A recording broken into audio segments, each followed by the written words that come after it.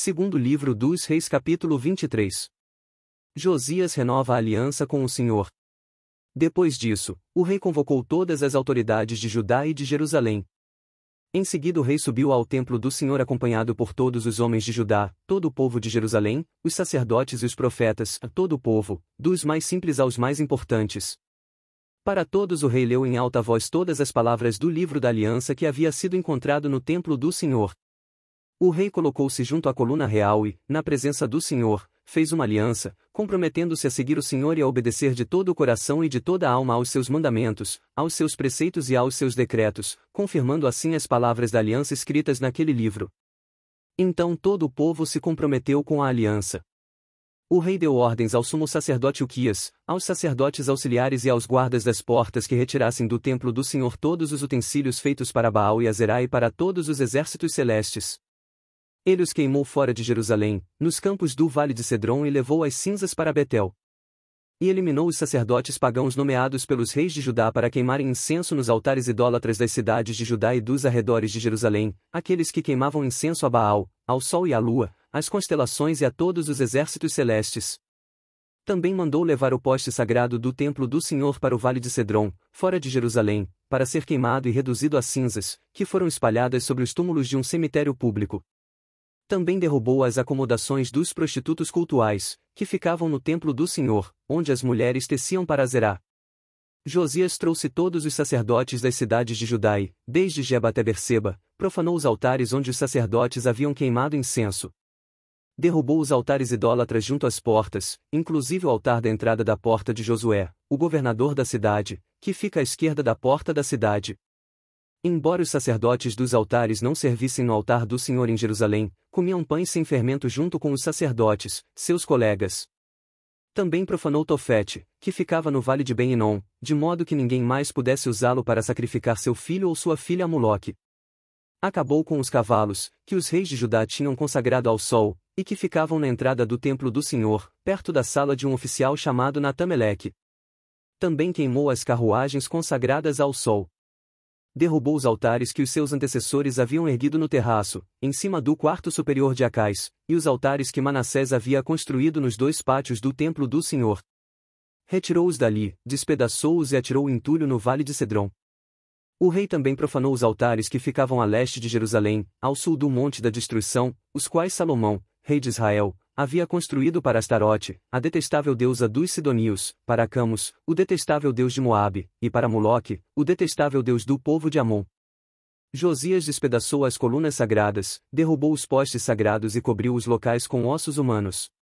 Até o altar de Betel, o altar idólatra edificado por Jeroboão, filho de Nebate, que levou Israel a pecar, até aquele altar e o seu santuário ele os demoliu.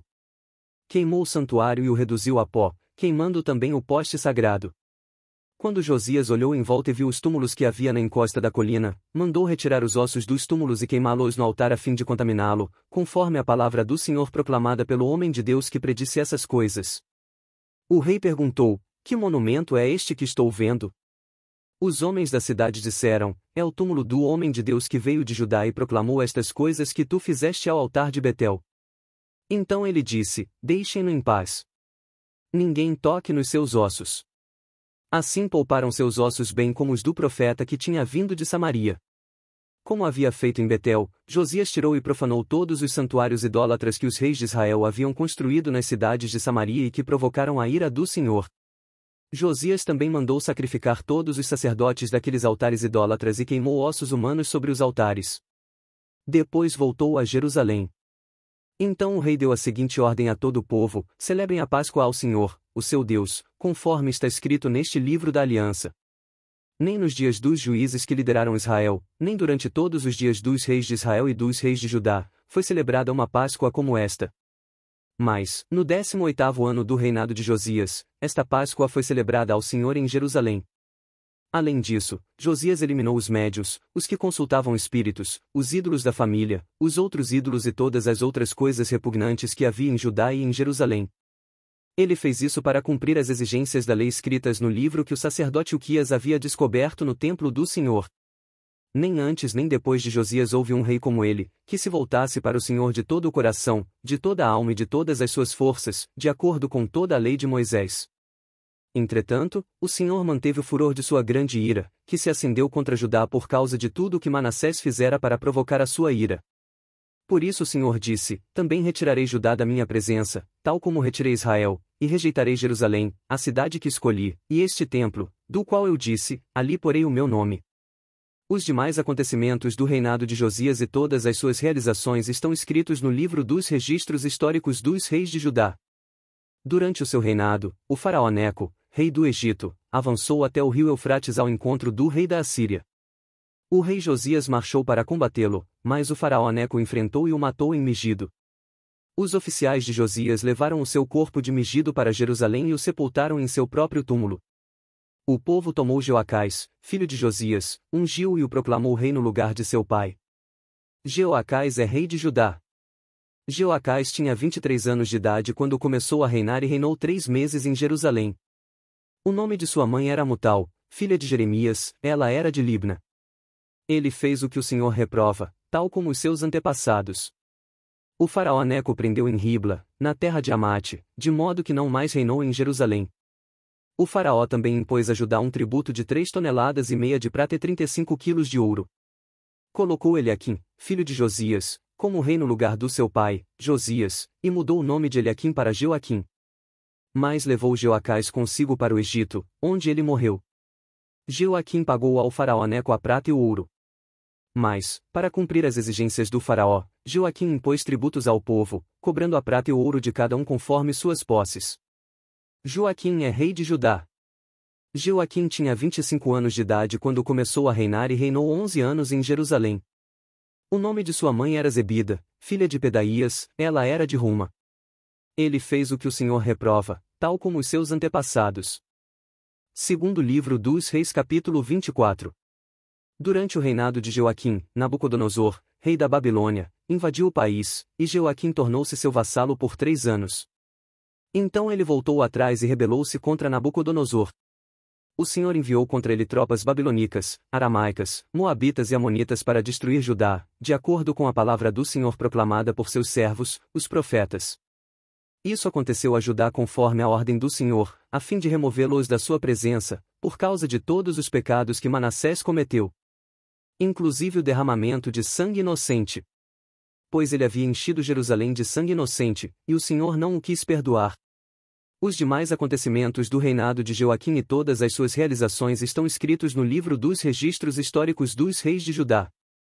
Joaquim descansou com os seus antepassados. Seu filho Joaquim foi o seu sucessor. O rei do Egito não mais se atreveu a sair com seu exército de suas próprias fronteiras, pois o rei da Babilônia havia ocupado todo o território entre o ribeiro do Egito e o rio Eufrates, que antes pertencera ao Egito. Jecônias é rei de Judá. Joaquim tinha 18 anos de idade quando começou a reinar e reinou 3 meses em Jerusalém. O nome da sua mãe era Neusta, filha de Elnatã, ela era de Jerusalém. Ele fez o que o Senhor reprova, tal como seu pai. Naquela ocasião os oficiais de Nabucodonosor, rei da Babilônia, avançaram até Jerusalém e a cercaram. No 8º ano do reinado do rei da Babilônia, Nabucodonosor levou Joaquim como prisioneiro. Enquanto os seus oficiais a cercavam, o próprio Nabucodonosor veio à cidade. Então Joaquim, rei de Judá, sua mãe, seus conselheiros, seus nobres e seus oficiais se entregaram, todos se renderam a ele. Conforme o Senhor tinha declarado, ele retirou todos os tesouros do templo do Senhor e do palácio real, quebrando todos os utensílios de ouro que Salomão, rei de Israel, fizera para o templo do Senhor. Levou para o exílio toda Jerusalém, todos os líderes e os homens de combate, todos os artesãos e artífices. Era um total de 10.000 pessoas, só ficaram os mais pobres. Nabucodonosor levou prisioneiro Joaquim para a Babilônia. Também levou de Jerusalém para a Babilônia a mãe do rei, suas mulheres, seus oficiais e os líderes do país. O rei da Babilônia também deportou para a Babilônia toda a força de 7.000 homens de combate, homens fortes e preparados para a guerra, e 1.000 artífices e artesãos. Fez Matanias, tio de Joaquim, reinar em seu lugar, e mudou seu nome para Zedequias. Zedequias é rei de Judá. Zedequias tinha 21 anos de idade quando começou a reinar e reinou 11 anos em Jerusalém. O nome de sua mãe era Mutal, filha de Jeremias, ela era de Libna. Ele fez o que o Senhor reprova, tal como fizera Joaquim. Por causa da ira do Senhor tudo isso aconteceu a Jerusalém e a Judá, por fim ele os lançou para longe da sua presença a queda de Jerusalém. Ora, Edequias rebelou-se contra o rei da Babilônia.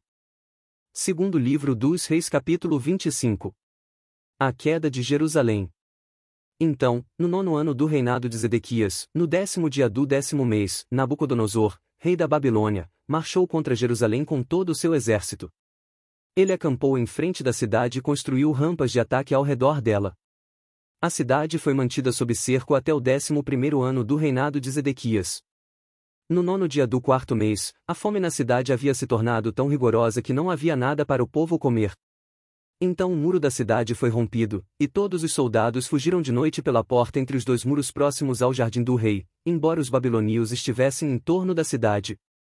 Fugiram na direção da Arabá. Mas o exército babilônio perseguiu o rei e o alcançou nas planícies de Jericó. Todos os seus soldados o abandonaram. E ele foi capturado.